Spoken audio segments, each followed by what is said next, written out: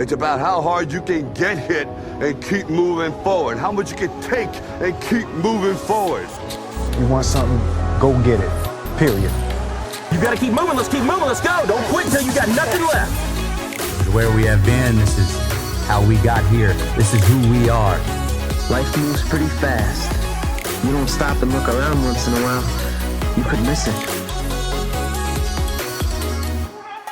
You're listening to the Hustle Indy Show, where we seek out some of Indy's most hustling people and places to learn about what they do, how they got started, and where they're going.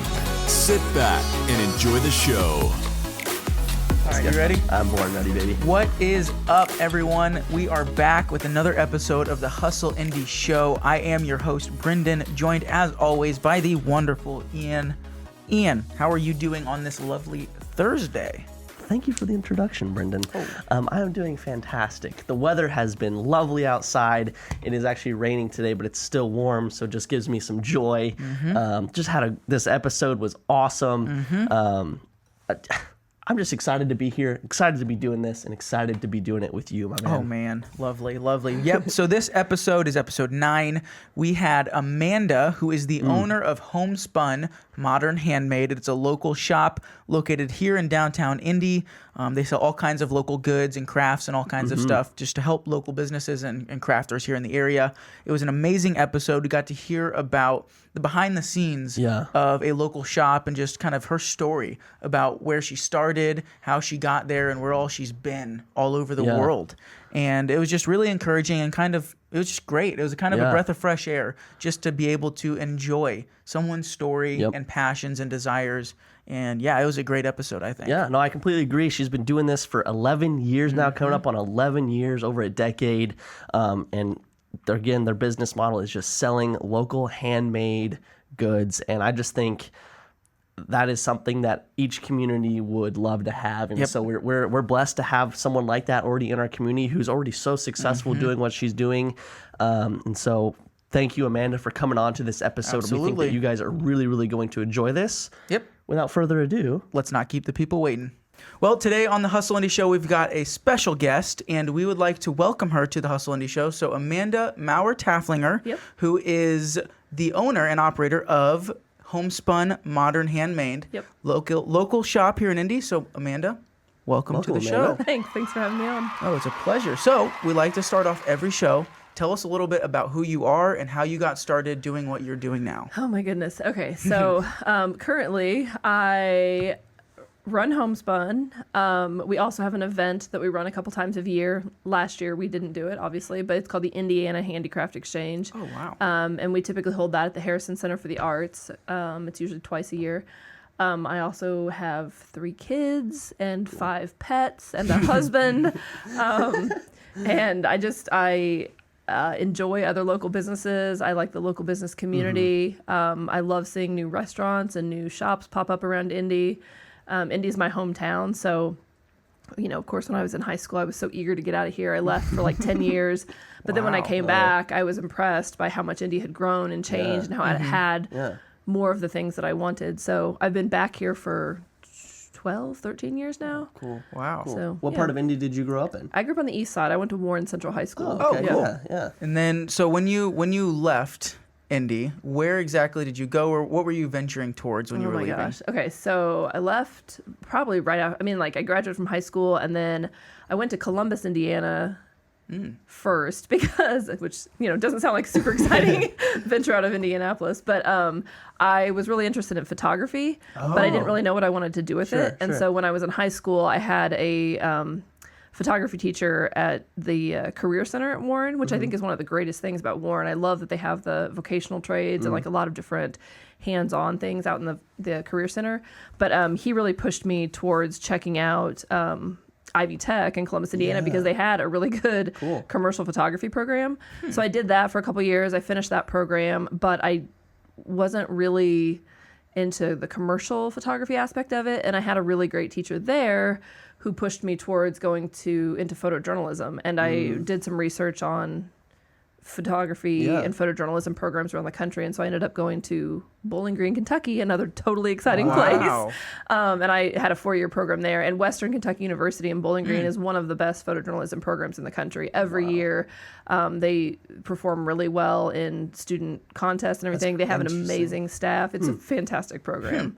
So tying that all together, how then did you go from all of that into where you're at today, Well, doing Homespun? I mean, it's been such a circuitous route. That's not even the end of my education. So after I finished photography, let's see. So I finished photojournalism. I spent a few years traveling and exploring. I spent some time. When I was in school, I did some study abroad in Spain, and then I did a work abroad in Scotland. And then after I graduated from Western with my photojournalism and Spanish degrees, I decided to go work for a music magazine in Austin, Texas as an unpaid intern. So I was there for a year, and then I moved to Chicago. And while I was in Chicago, I worked for a paper goods company, and then I decided to go back to grad school. So I got my Master of Arts in Teaching there.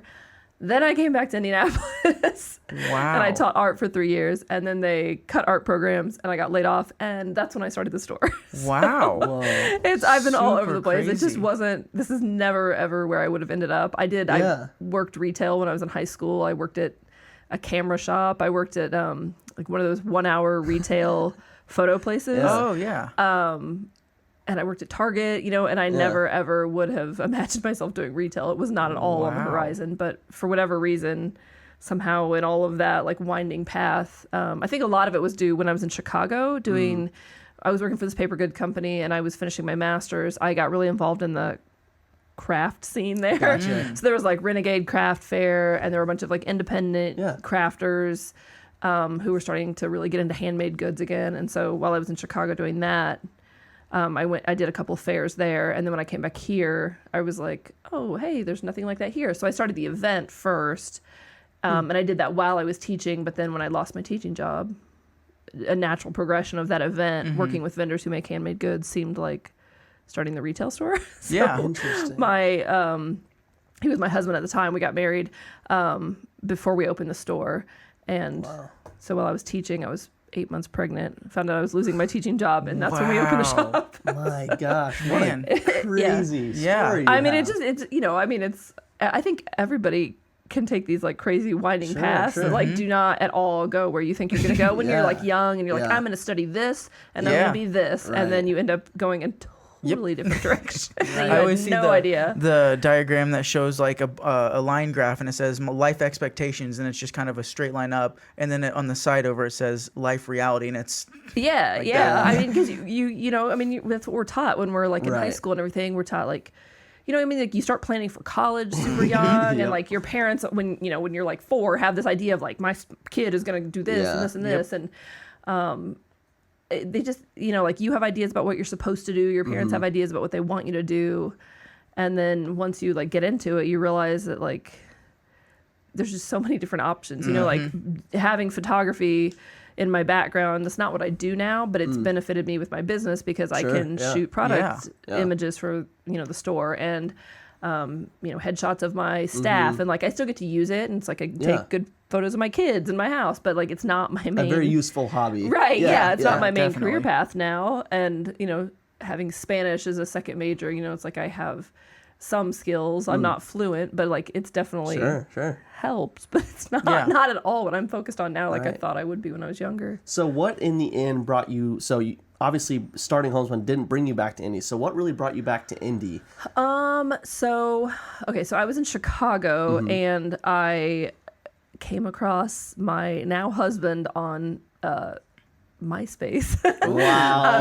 We had known each awesome. other in high school and weren't great friends, but we knew each other. We kind of ran in the same music circle. We were in the straight edge hardcore vegan scene, and so we knew each other then, and somehow we reconnected on MySpace at the time, and so we started talking. And then my grandmother was actually sick and in the hospital at the time, and so I was coming back a lot to see her, and so he and I started dating. And then after she passed away and I was finishing my master's program, I decided to end up coming back here, and so then I came back in May of 2007. Okay. And then finished but I was still going back and forth between here and Chicago. I was taking the mega bus back and forth twice a week. Wow. So yeah, I was finishing that. So I finished my program that August in my master's in Chicago, but I was living here. So it was kind of all over the place. So you said, if you don't mind, so you said that you saw in Chicago, you were working with some kind of artsy stuff, and you came in, you saw that there was a need for that. Yeah, I mean, Indianapolis has had tons of great art fairs. I mean, the Talbot Street Art Fair is great, the Broad Arts Fair. So we've had a lot of bigger events like that, but a lot of it has been more fine art. A lot of oil painting, sculpture, more expensive stuff too, which is great if you're an art collector and you can afford stuff like that. Yeah. But what I liked about the contemporary craft community, as a lot of people were like, or indie craft community, that's what people were using to describe it then. It was, I guess I would say lowbrow. Like the products weren't as expensive. A lot of it was functional art, which I liked. It was stuff that you could wear, stuff that you could carry, stuff that you could utilize on a day-to-day basis. A lot of it was appealing to a different generation. A lot of it had more like subversive content. So it was just, it appealed a lot more to me in my 20s than, dramatic oil paintings, like bigger format that was much more expensive and I couldn't afford. I would never be able to afford to have in my home, at least when I was in my 20s. Yeah. So and there was a community around it, like a really tight-knit community. They engaged with one another online and in person, and there were like crafting meetups and events and things like that. So that was really nice because it created this community that you could be a part of, and it wasn't just this event that you did and you saw those people once a year. A lot of times you got to know these people and they became friends. So first off, when was Homespun initiated? When did that start to get into the works? Okay, let's see. So I came back to Indianapolis in 2007. I think we did our first Indiana Handicraft Exchange that October with the Irvington Halloween Festival. Okay. And then I taught for a few years, and then we started Homespun in July of 2010 because my son was born in September. So so we started the store right before my son was born. And have you been in the same location ever since? No, we started out in Irvington. Do you know where James Dant is at? No, but I know Irvington. Okay, so Irvington has this, it's, so Washington Street is like the kind of main strip is right there on Washington Street, and Giacomo Pizza's on the corner, and then there's Black Acre Brewing Company's in there too. There's a gift shop called Black Sheep, and then there's a men's wear boutique called James Dant, and we were in that space in half of what he's in now. We were in 800 square feet in that space. And then we were there for 3.5 years, and we needed to grow. We needed more physical space. We had tried to have a separate like workshop and event space kind of down the street, and that just didn't really pan out. It wasn't a very good financial move, and we weren't offering as many classes as we needed to make that sustainable. So we ended up closing that second space, and that was just the classroom. It wasn't retail.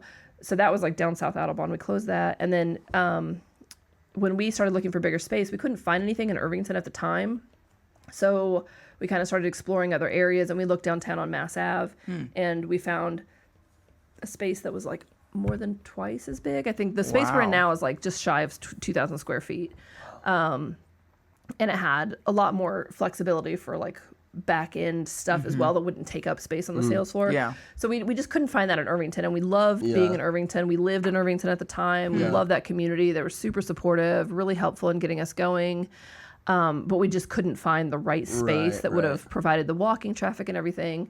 So we ended up moving downtown to where we're at now, and we've been there for almost 7 years. Well, it was 7 years in February. Oh, wow. Yeah, that makes sense. Yeah, because we'll be open 11 years in July this year. Wow. That's awesome.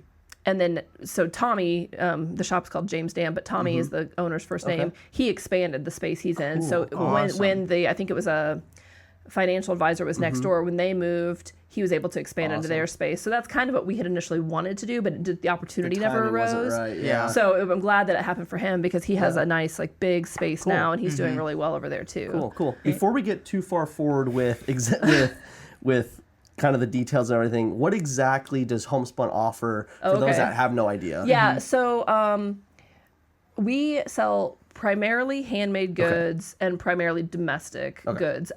We try to focus heavily on product from Indiana and from around the Midwest, but we do have artists from coast to coast, and then we have a handful of artists from Canada. We try to focus primarily on handmade goods, but we do have some things like books and journals that maybe are, produced mechanically by a press or something like that. But and then sometimes we have like accompanying accessories and things like that supplement what we offer that's handmade, that we need something else to kind of go with it.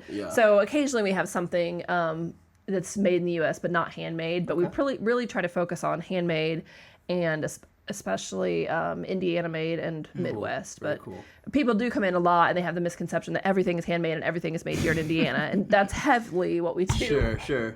But but yeah, we do have a lot of people kind of spread out coast to coast as well. And we do have a lot of stuff that people produce custom for us. So if we want something that's Indiana themed, or if they have a really cool design for their city or town, they may do something like that for us, for Indiana or Indianapolis, or we may run some like phrases that apply to Indianapolis by them, and they may come up with a cool design for that or something. So what does the process look like then for finding vendors or crafters to bring in? So we have found artists to work with in a number of ways. When we first started out, with about 75 different artists, and it was primarily from getting to know people through our events. So we primarily were bringing in people who we had worked with through the Handicraft Exchange.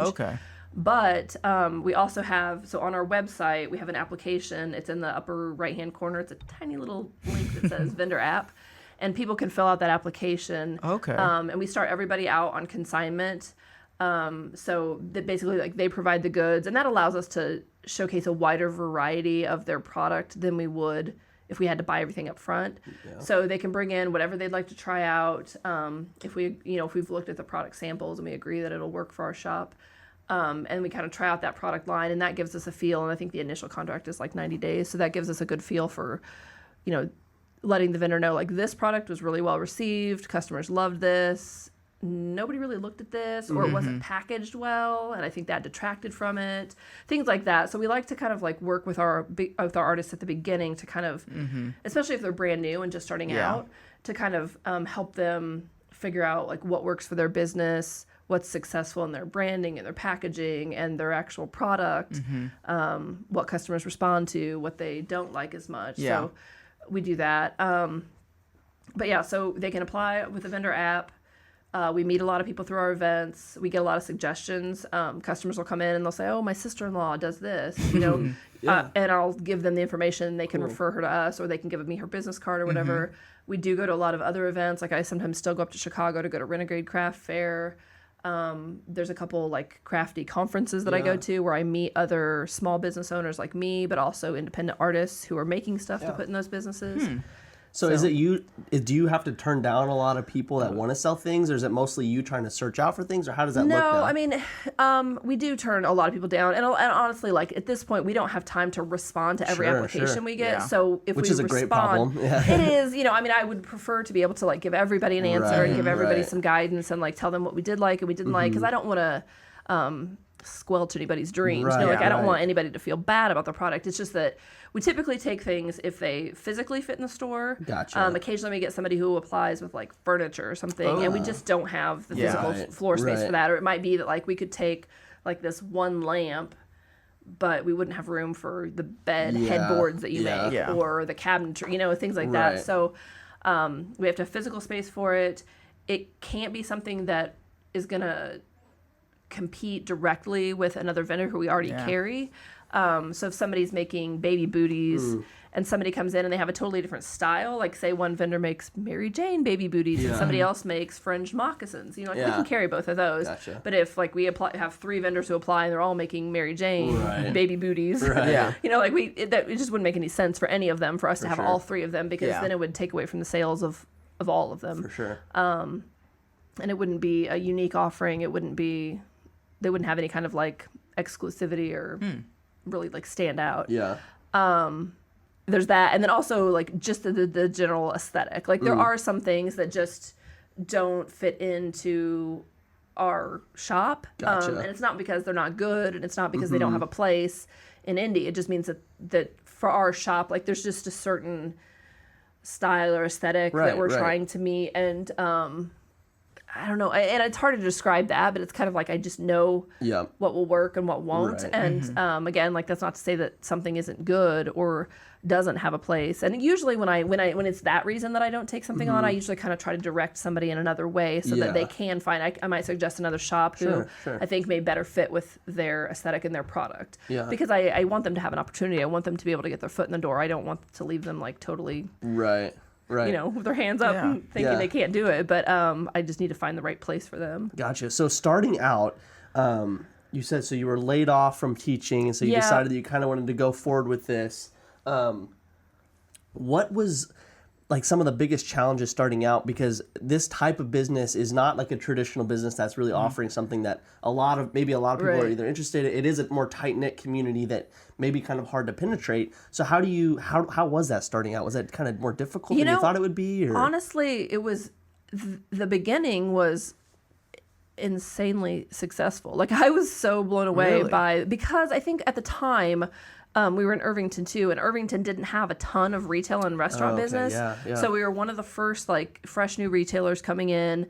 There were a couple of very like service oriented business, like there was a guitar shop and they sold some stuff and they offered lessons, but that was very specific. It's very niche. So we were one of the more like gifty type shops in the area. And it was one of the first like retail businesses like on the avenue or on the main strip on Washington Street that was really like able to kind of, I mean, we kind of do have something for everyone. I mean, it is handmade, and sometimes the products are a little higher priced than what you might be expecting if you went to buy a T-shirt at Target or something. You would find it more expensive at our store because it's an artist who is buying in smaller batches. So they're buying their T-shirt blanks in smaller batches and they're screening it by hand. So there's a lot more time and money, and they don't get the big bulk discounts and things like that.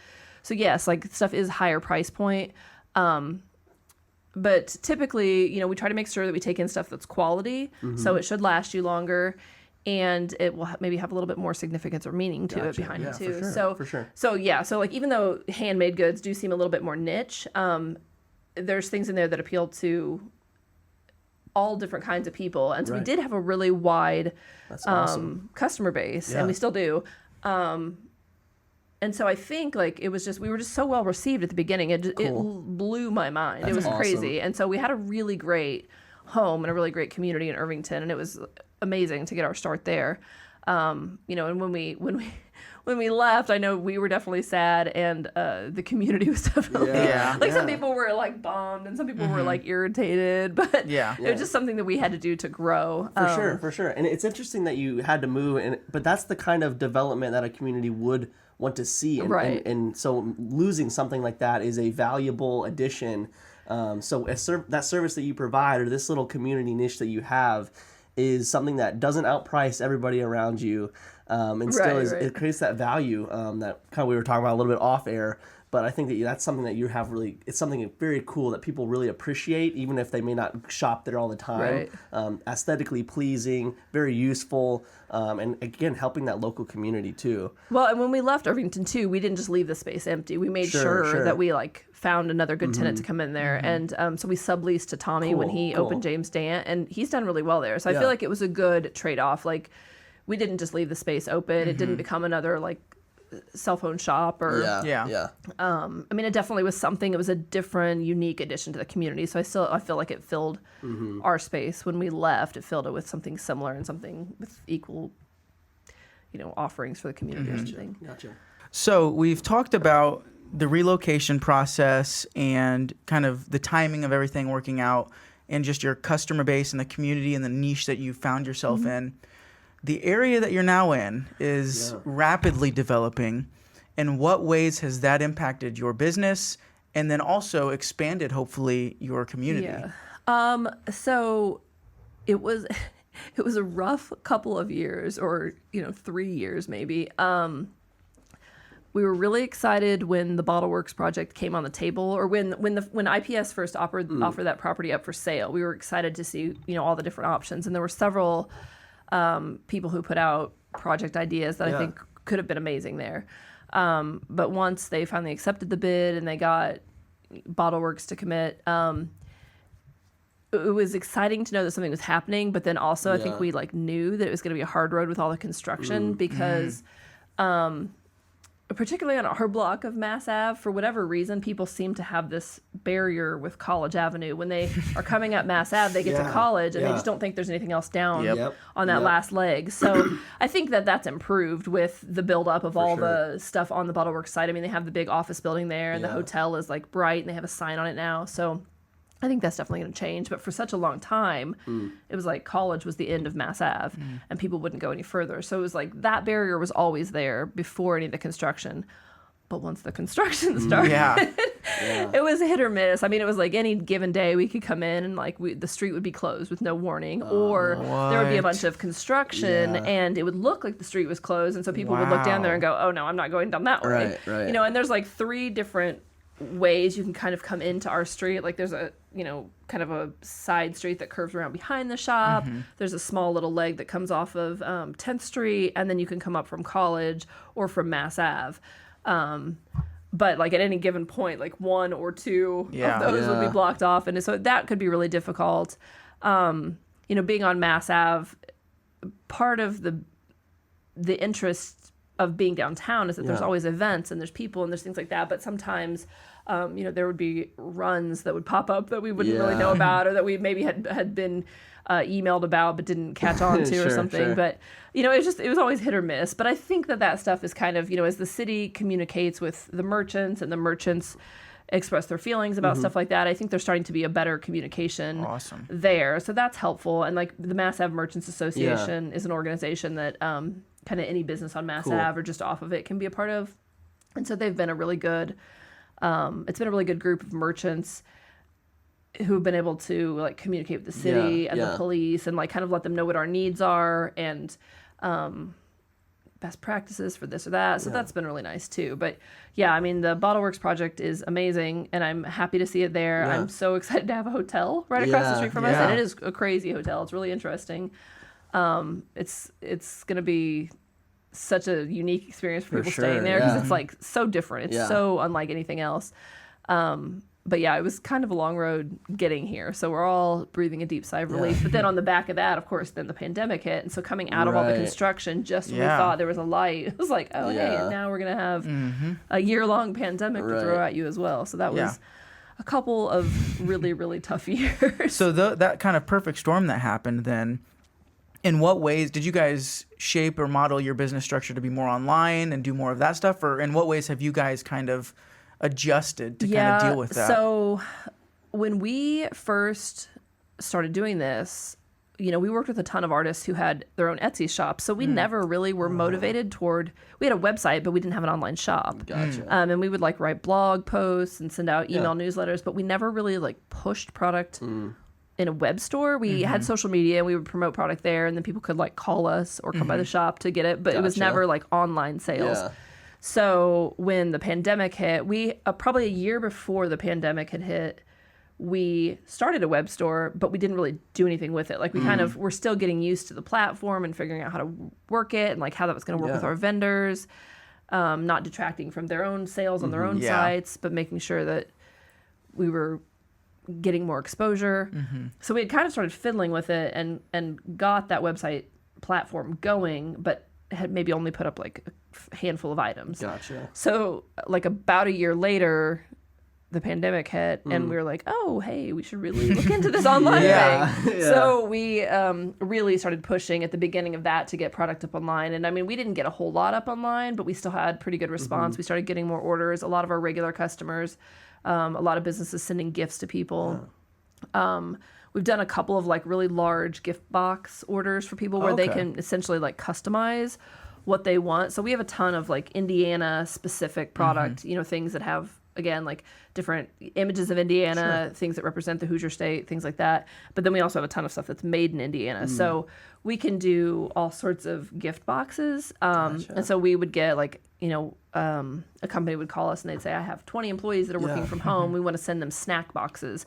And so we would pull together like Indiana made product, or, you know, they'd tell us this person is gluten-free, so don't include anything like this in there. So we could, I mean, we really like broke it down and like made every box super customized, and then they sent us a note to put in the boxes. And so we, typed that up for them and made it all fancy and mailed everything off. So that was a lot of fun. I mean, I loved taking on projects like that, and those have actually become more significant since this all started. So that's been good. We're getting a lot more phone calls about that. A lot of bigger companies walking in and saying, I have this list of people. Here are the details. What can you do for us? And giving us a budget and telling us what they have to work with and stuff. So that's fun, and that's been nice.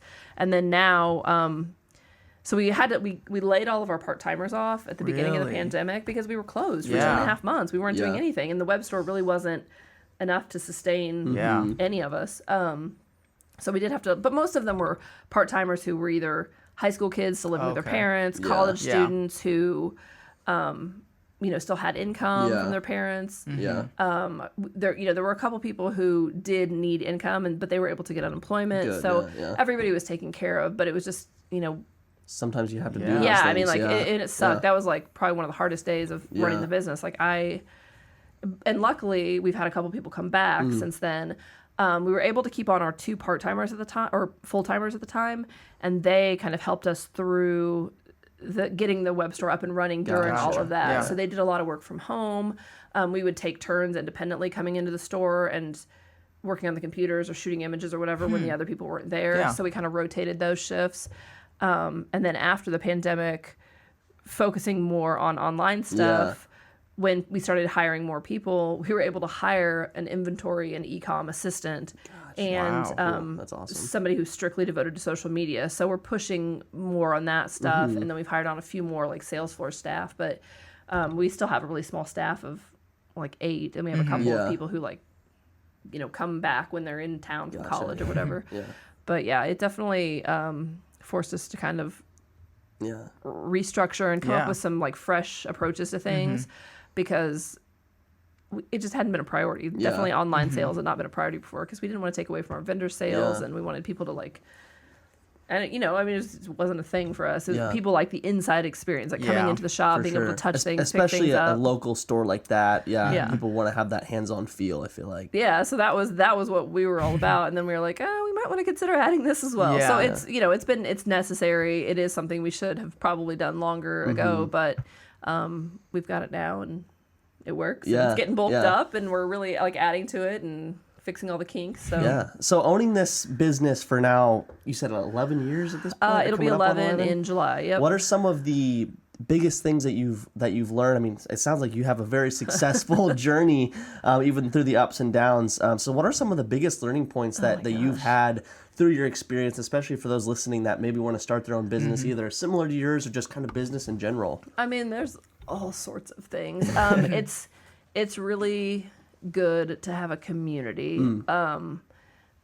If you're going to start your own business, it's good to know other business owners because there are struggles that business owners will have, especially small business owners, when it's just you running the business and you're responsible for everything. Right. So that's been one of the best things for me is having other business owners that I can connect with. There are especially a lot of female owners.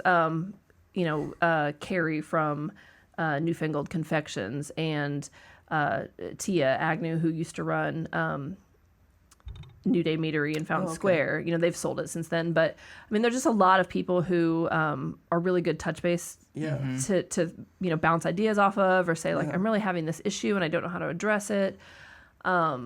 So definitely having a community, especially my husband and I own the business together. And for years, he's kind of been an on again, off again silent partner and then semi-involved in the business because he's always had other jobs as well. Right. So it's hard to run a business alone, especially a business that's growing, without a partner in the business who's available kind of all the time.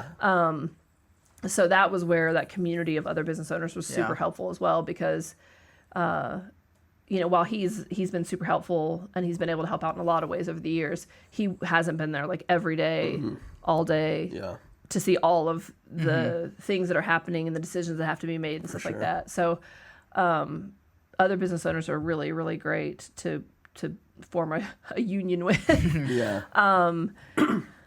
Oh gosh, what else? I am terrible with my time management. I've learned that. Join the club. I am like the dog from the movie Up who sees a squirrel and is like every 5 minutes, like anytime anything passes in front of my face, I'm like, oh crap, I have to take care of that and that and that. And then I don't get anything done because I'm so, like everything keeps coming across my desk and I'm like, oh yeah, I'm going to take care of that right now. And then somebody will say something to me like, oh yeah, I'll take care of that right now for you. So I'm like, I need people who work for me who say, look at me. Like, I need this right now. And luckily I have a couple of people who are, they humor my ADHD and they are willing to come back to me with reminders and say like, hey, like I told you about this yesterday. This really needs to be taken care of today. Because I just have so much in front of me. I have a really hard time setting boundaries too, like with my family and work. A lot of times those collide. Like we literally live around the corner from the store. Really? We have 3 young kids. We have a 2.5-year-old, a 7-year-old, and a 10-year-old. And they spend a lot of time at the shop, in my office, like doing, playing on their computer or doing homework or talking with the store staff or making friends with customers or sitting at home waiting for me to come home, while dad is all by himself with them. So it's really hard to set those boundaries and make the space when you feel like you're responsible for everything here. And then, you've got kids in a house and pets at home and a spouse or a partner at home who you're like, you're responsible for a lot of stuff there too. And it's hard to like, so a lot of times like my husband has been laughing at me recently because I'll come home and like, we'll get the kids in bed, and then our youngest daughter sleeps in our bed, and so, we'll lay down, and she'll fall asleep, and I'll have my laptop, like, at my feet on the bed, but then I'm so tired that I don't ever open it, so it'll sit there for a couple hours, and then eventually I'll move it and set it over, and so he keeps, he's like, it's just performative at this point, like, I feel like I should have it there, and I'm gonna do more work, but by the time everything is wound down at the end of the night, I'm like, I just don't have it in me anymore, like, so I'm starting to learn to, like, not push myself so far, but that took a long time for me to get there. I don't know. I mean, there's all sorts of crazy stuff you learn over the years, like setting, again, like boundaries, like learning how with a small staff of people, how to define relationships of friendship and being a boss and an owner. And I mean, honestly, like HR has been my least favorite part of the job. Like, I don't like the hiring and the monitoring of people's behaviors and things like that. Like, I have to make sure that I really have people that I trust in place because I don't want to micromanage people. And there was a time where I definitely felt like I had to be involved in every decision. And now I've learned a little bit more how to just like give people responsibilities and trust that they're getting done and check in with them. And and if they have concerns or needs, they have to let me know, and I have to trust that they'll do that. And that's been a really hard thing because feeling responsible for everything, I felt like I had to be involved with every single step and everything, every single decision. So that has been a long and hard thing for me to learn. Yeah, especially being the one that starts it from the ground up. Yeah. I mean, and I think every business owner like feels that sense of responsibility, and you feel like all of it like rests on your shoulders. The success or the failure is on you, and it is in some ways, but also like you have to be able to let go at some point and allow yourself to trust the people that you've hired to work for you, which was, like in theory, I could say like, oh yeah, I trust, but I had to like show people that I trusted them by like letting go of some of my like micromanaging and interference and like letting them make their decisions and letting them make mistakes. And the same with kids. I mean, when you have kids, like you have to let their kids do that too. So then having them like come to me and say like, this is a problem, this is an issue, this system isn't working out very well. Can we talk as a group about restructuring this or doing this differently? Thinking back, I can kind of see like the arc of how that happened, and it's funny because I'm in such a different place mentally now than I was, 3 years ago and 5 years ago and 10 years ago. So it's definitely a whole like learning journey of its own, running a business. So having been all over the globe, basically, and visiting all kinds of different cultures, different societies, different towns, different cities, and landing in Indianapolis, what about Indianapolis have you found is unique to Indianapolis or stands out to be one of the best qualities about Indianapolis? I think one of the things that brought me back here was that I like the size. I love the size. Like, I love New York City. I enjoyed my time in Chicago, but I like, and this is me being central and downtown. Like I love the walkability. Yeah. I love that I can walk pretty much across downtown in like 30 or 40 minutes. You know, like I can walk from the shop, which is at the outskirts of the downtown area, to the circle in 30 minutes. Yeah. And you're not overwhelmed by how busy it is. No, Yeah. I mean, and most of the time, like, I do think that the Midwest and Indy in particular, like, we do have friendly people here. You know, everybody is willing to say hello. If you stop and ask somebody directions, chances are they're not going to be a jerk about it. They're going to, probably engage in a whole conversation with you. Yeah. Yep. We have regular customers that come into the shop. Awesome. And then we also have tons of tourists or people who like used to live here, but when they come back, they make it a point to come here, or they have family who lives here who, like, when they pick them up from the airport, their first stop is our shop, which I think is so cool. You know, like I love that, and I love that people are fiercely loyal to the things they love. That's in Indianapolis, and I don't know, maybe the rest of the Midwest as well, but like if somebody loves something, they really, really love it, and they're very devoted and very loyal to the things that they love in the city. So going through a pandemic, especially, but even just kind of the niche that you're in, the importance of shopping locally has really kind of come to the forefront recently. How have you seen that kind of transition maybe from when you started to where it is now? Do you think that people are kind of becoming more cognizant of the importance that these little local businesses like yours and others like yours have in the community? Have you seen that kind of grow, or what has been your experience with that? I mean, so when we started, I felt like people were paying attention, and I felt like at that point, like I was really impressed by the support we received and how many people were interested in buying handmade and buying local. So I thought when we started that was kind of like coming back around, and that was like a thing on people's radar. But I think it's gotten even more so over the past 10 years. American Express, which is, funny, like this huge giant corporation started this small business initiative, so Small Business Saturday, which is great. I'm glad that like a big company could run that campaign, and I mean, it's not like they don't benefit from it, but still, like it's nice. I mean, it really does. Like that is one of our biggest shopping days of the year, so that really bolsters small business, and it is great to have that day that's like ours in the year.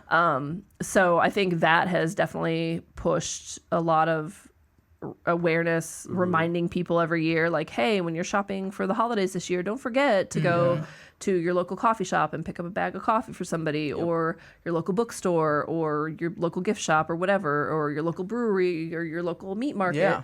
I mean, there's so many, you forget sometimes, I think, like when you can go to a convenience store, like a place like Target that kind of has everything, especially like super Targets with the grocery store as well. Like you get everything you need there.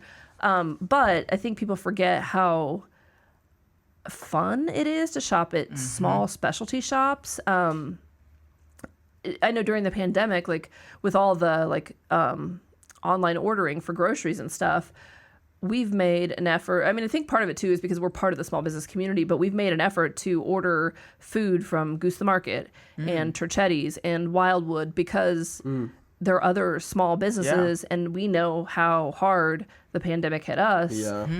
And it has to be hitting them equal. And so many of our friends who have restaurants, like a lot of our friends lost their businesses. A lot of our friends just couldn't do it anymore because it was such a struggle. It was so hard. And I'm so grateful that we were able to make it through. We got loans. We did have online ordering, but it hit a lot of people small businesses really, really hard. And it put a lot of people out of commission. I mean, there are a lot of businesses that won't be returning. And I'm hoping that those business owners have other ventures that they push forward with, or that they find something else that they love. But it's exhausting, and it's really hard. And when something like that hits you that big, sometimes you just don't feel like you can come back from it. And sometimes you like literally can't financially.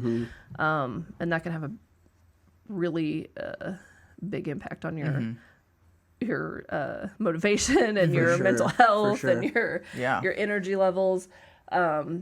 So I mean, like we definitely were pushing hard to support local businesses. And other local business owners did a lot to support us during the pandemic too. I mean, with our online ordering, a lot of people that we know were spending a lot of money with us, ordering gifts for their staff, ordering things that they needed.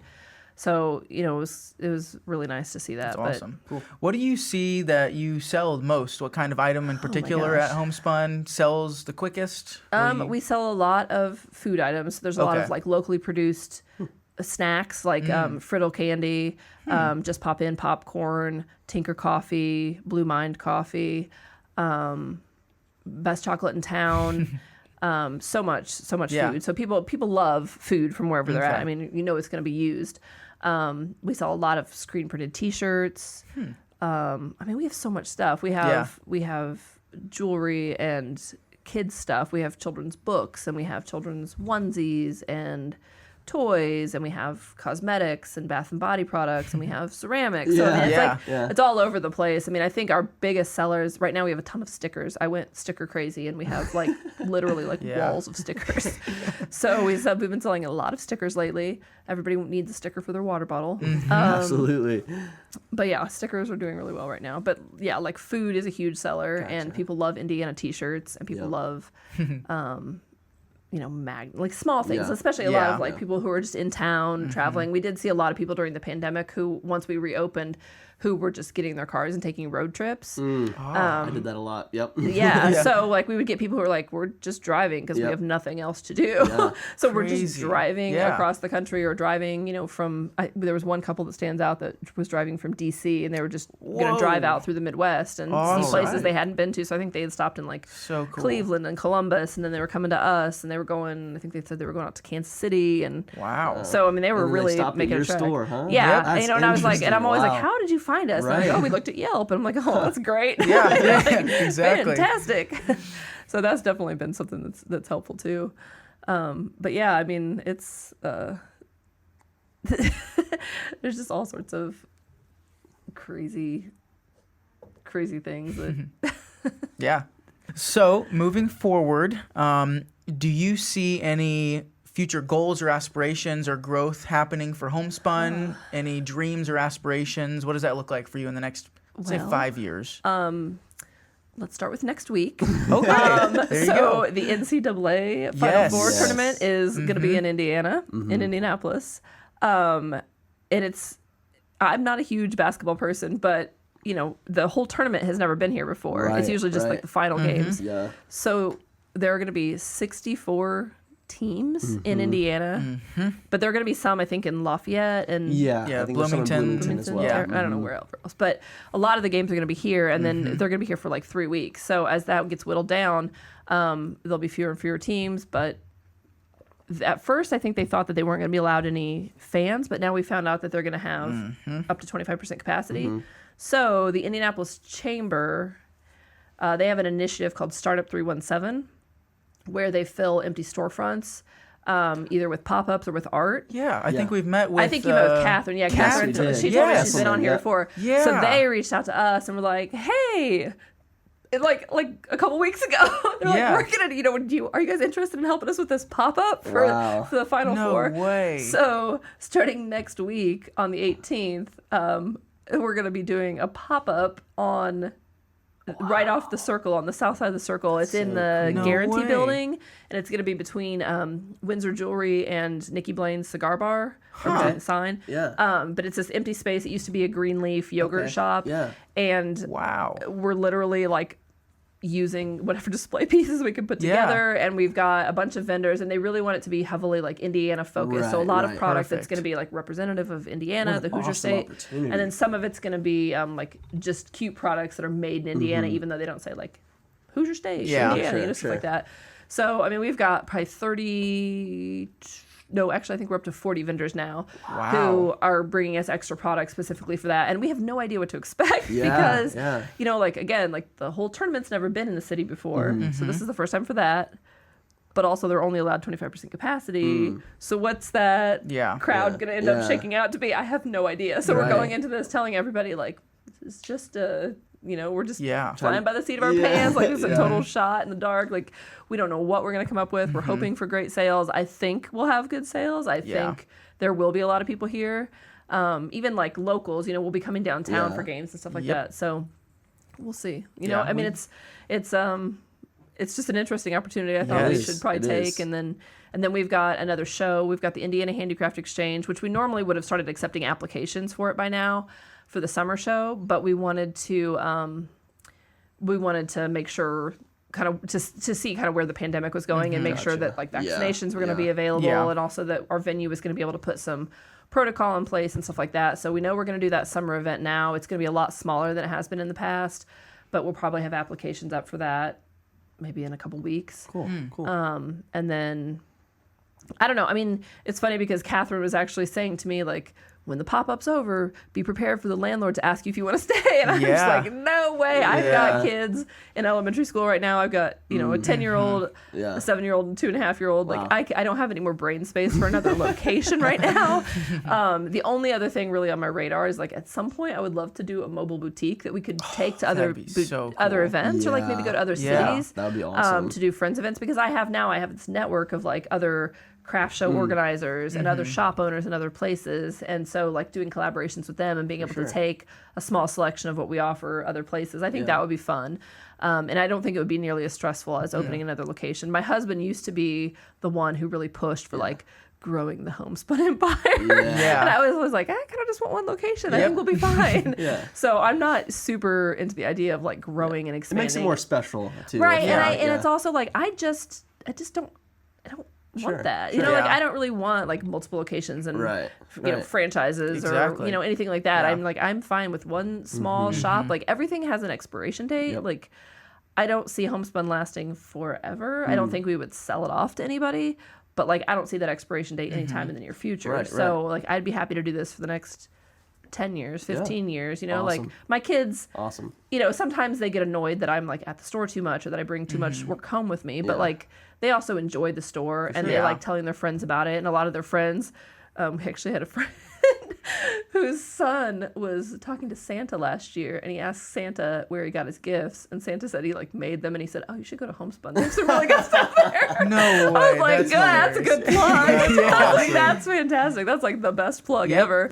So I thought that was super funny. But yeah, I mean, like, it's a part of the community, and so like a lot of our friends, a lot of our kids' friends know about it, and so for me, it's kind of like it's just home, like we've got our house and we've got the store, but it's all kind of our home and our space, and it allows me like a space for my kids to grow and play, and like I can give them their first jobs and make sure that they know, good work ethic, going into the workforce and stuff like that. So, but it's not the kind of thing where like I would expect any of them to take it over as they get older. Like, it's my project. If any of them want it, they can have it, or whatever when they get older. But it's not anything I want them to like carry on into the future. Exactly. It is what it is, and at some point it will not be anymore. But well, you provide something awesome to Indianapolis and something very unique, and something I think every community, if it doesn't have it, wished it had. So we really appreciate it. Want to say thank you for not only for coming on, but for continuing this business even through this coronavirus pandemic and moving forward, because what you're doing is really awesome.